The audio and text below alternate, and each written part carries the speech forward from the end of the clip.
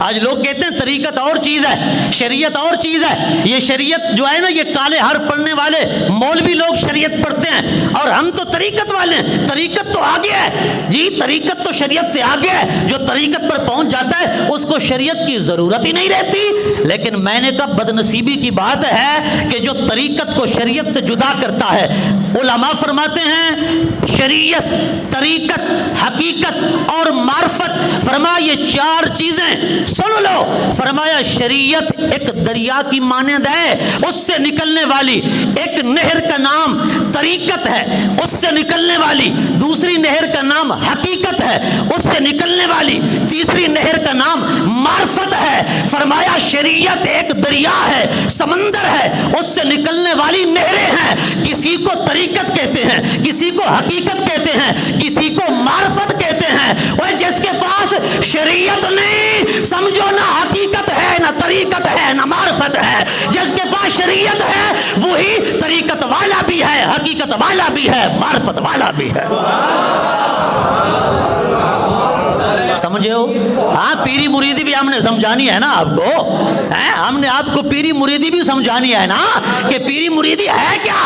آپ کو لوگوں نے بھٹکا رکھا ہے، آپ کو لوگوں نے عجیب عجیب باتیں سمجھا کر جو ہے نا آپ کی عقل کو، آپ کے دماغ کو خراب کر رکھا ہے۔ وہ کہتے ہیں شریعت اور چیز ہے، طریقت اور چیز ہے، پر سنو شریعت ایک دریا ہے، شریعت ایک سمندر ہے، اس سے جو نہر نکلتی ہے اس کو طریقت بھی کہتے ہیں، اس کو حقیقت بھی کہتے ہیں، اس کو معرفت بھی کہتے ہیں۔ کوئی کہے کہ میں ولی بن جاؤں، میں بزرگ بن جاؤں، نہ قرآن کی آیت سننی پڑے، نہ نبی کی حدیث کا ترجمہ تشریح مفہوم سننا پڑے، نہ جو ہے قرآن کی آیت ترجمہ اور تشریح سننا پڑے، بس ڈھولکی ہے، بج رہی ہے، اور ادھر جو ہے کفریہ کلام پڑھے جا رہے ہیں جی، کفریہ گانے گائے جا رہے ہیں۔ میں نے کہا یہ ولی کیسا ہے؟ جس کو حدیث مزہ نہ دے، جس کو قرآن مزہ نہ دے، اور جو صرف ڈھول کی تھاپ پر جھومتا بھی رہے۔ اور میں نے کہا یہ ولی نہیں، یہ ڈھونگ رچانے والا ایک ڈھونگی ہے، ڈھونگی۔